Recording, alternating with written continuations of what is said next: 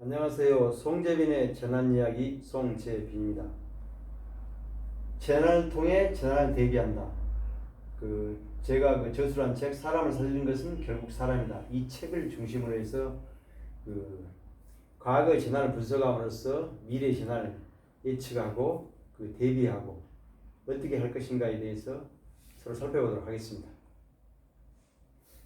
재난이란 용어는 디제스터, 불길한 별이라는 의미를 가지고 있습니다.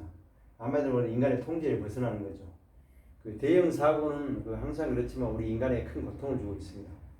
그러나 준비하고 대비한다면은 살 수 있습니다. 야구나 운동에 보면은 20이나 20클럽 이런 기록을 달성할 때 이런 용어를 많이 사용하는데, 재난을 제가 분석하다 보니까 20, 300클럽이라는 게 이게 있습니다. 44년 전에 세월호 44년 전에 남영호가 70년대 침몰합니다. 그 다음에 21년 후에 새해리오 침몰, 그 다음에 세월호, 20년 주기로 300명씩 사망한 사고입니다. 구체적으로 한 번씩 들어보도록 하겠습니다. 그러면 대형 사고는 왜 반복되는가? 세상에서 가장 바보스러운 일은 같은 일을 계속하면서 다른 결과를 기대하는 것이다. 지금 현재 우리가 재난에 대비하고 이렇게 준비하는 것이 과거의 재난을 제대로 분석하지 않고 똑같이 대처를 하다 보니까 이런 사고가 계속적으로 반복되고 있습니다. 이런 시스템이 개선되지 않고는 앞으로도 계속 반복될 것으로 제 나름대로 판단되고 있습니다. 먼저 남영호 침몰 사고를 한번 보겠습니다. 1970년도 12월 14일 날 서귀포항을 출발해서 성산항 경에 부산으로 가는 여기 화물선입니다. 근데 여수 앞바다에서 침몰해서 323명이 사망한 사고입니다. 이때 사고 원인을 한번 보겠습니다. 여기서는 반화물선을 또 개조합니다. 세월호도 그랬죠. 화물선을 개조를 하게 됩니다. 원래 나오는 틀을 바꾸는 거죠. 여기 나오는 화물이나 짐을 더 많이 실기 위해서 이렇게 개조를 한 거죠. 그 다음에 허가 중량이 3배를 초과하게 됩니다. 운항 부지, 그 다음에 구조 요청. 구조 요청을 했는데 당시 통신 시설 미비로 인해서 수신을 은폐하는 사고가 또 있습니다. 그 다음에 국가에 대한 무책임한 행동. 다음으로 보겠습니다. 그로부터 1993년도에 10월 10일 날 전라북도 부안 이도 앞바다에서 서해 해류 침몰 사고가 있습니다. 이때 침몰 사고로 292명이 사망합니다. 사고 원인은 똑같습니다. 144명이 초과 탑승하는 과적을 하게 됩니다. 그 다음에 여기서도 세월에서도 나왔지만 기상이 별로 좋지 않은데 출항을 하게 됩니다. 이때 어떻게 해서 출항을 강행하게 됐는지 원인도 지금 정확히는 밝히지 않고 있습니다. 세월호도 마찬가지입니다. 4월 16일 날 안개가 끼는데 무리하게 또 출항을 하는 이런 배경이 있습니다. 원인을 밝혀서 앞으로 사고 예방하는 데 도움이 될 것으로 판단됩니다. 그 다음에 운항 부지 여기서 있습니다. 그 다음에 세월호 침몰 사고입니다. 4월 16일 날 진도 인근에서 침몰하게 돼 299명 사망하고 실종이 5명 됩니다. 그 다음에 구조가 172명. 여기도 마찬가지입니다. 과적이 됩니다.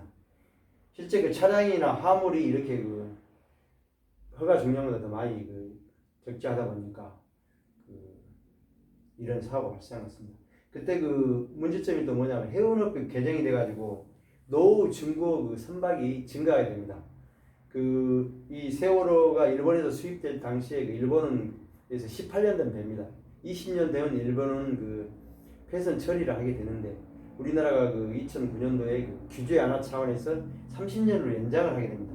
그러니까 선주 입장에서는 수입해서 이렇게 운항을 하는 게 싼 값에 수입해서 이렇게 사서 운항하는 것이 이익이 되기 때문에 그때 이렇게 노후 배가 이렇게 증가하게 되는 원인이 됩니다. 그 다음에 가장 중요한 것은 세월호 침몰 3개월 전에, 그러니까 2014년 1월 달에 청와대 신문고에 청해진 소속 직원이 고발 민원을 제출합니다. 그런데 그것을 청와대에서 자세히 확인을 안 하는 거죠. 그때 좀 확인하고 이 세월호에 대한 문제점들을 개선을 했다면 세월호는 아마 침몰하지 않았을까 이런 생각을 해봅니다.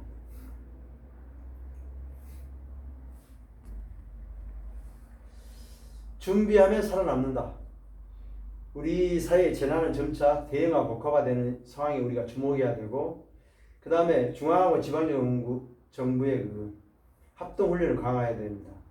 그 다음으로는 그 재난이 발생하면 최대 피해자는 장애인이나 어린아이들, 사회적 약자들입니다. 응급처치나 소방훈련을 좀 교육을 강화를 해야 되겠습니다. 재난 대응 시스템에 있어도 대응이 부실했다면 그것은 시스템이 작동되도록 훈련하지 않았다는 것이다. 그 다음에 그 시스템이 손쉽게 작동되도록 설계되지 않았기 때문이다. 이 두 개의 중요한 키포인트가 있습니다. 훈련하고 설계입니다. 훈련의 중요성과 훈련에 맞게 할 수 있게 상황에 맞게 설계를 해야 된다는 것입니다. 그 다음에 그 재난은 그 관료들이 예상하고 훈련해온 방식으로 일어나지 않는다. 극한의 상황을 대비해서 훈련을 하는 이런 시스템이 필요합니다. 미국 같은 데는 그 연방재난관리청에서는 그런 훈련을 합니다. 그 인간이 상상할 수 없는 이런 그 메시지를 주면서 거기에 대응해봐라. 지금 우리 같은 경우도 이런 훈련이 좀 필요할 것 같습니다. 그 다음에 과거 실패를 기록하고 분석하지 않으면 또 재난에 당하게 되어 있습니다. 그 그레이그 퓨게이트 전 미국 연방재난관리청장이 한 말입니다. 사고 예방 시장은 과거 재난을 분석하는 것입니다. 앞으로 미래의 일은 확실히 정확하게 우리가 알 수 없습니다. 그러나 과거에 일어났던 재난, 우리가 그 방금 저 앞에서 살펴본 것 같이 1970년대 남영호 침몰 사고를 제대로 분석하고 관련 법 개정 또 그 관리 감독을 제대로 했다면 1994년도 이도 앞바다에 서해 해일은 침몰하지 않았을 것입니다. 마찬가지 그 두 사건을 제대로 분석하고 관리 감독 그 다음에 국가에서 제대로 좀 어디 그 문제점을 지적하고 해운 관련 법을 개정을 했다면 2014년 그 세월은 침몰하지 않았을 것입니다. 마찬가지로 우리 사회의 그 재난이 계속적인 그 대형 재난이 반복되고 있습니다. 사회가 첨단화되고 또 이렇게 좀 빨리 움직일수록 대형 사건 사고는 그 큰 인명피해를 수반하게 되어 있습니다.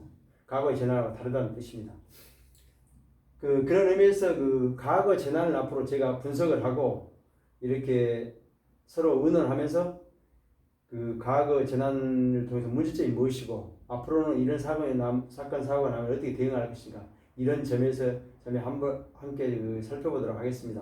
물론 그 재난 분야는 그 다른 분야는 인기도 없고 재미도 없는 게 사실입니다. 그러나 그 재난 분야 이런 기본 지식을 알지 못한다면은 생사와 관련이 있습니다. 그렇기 때문에 앞으로 이 송재민의 재난 이야기에서는 과거의 재난들을 분석하고 화재, 교통사고나 그 다음에 대양 해는 사고, 그 다음에 외국 사례 등을 분석하면서 이런 사건, 사고가 왜 일어났는가, 그럼 우리는 어떻게 준비해야 되는가 이런 부분을 살펴보도록 하겠습니다. 감사합니다.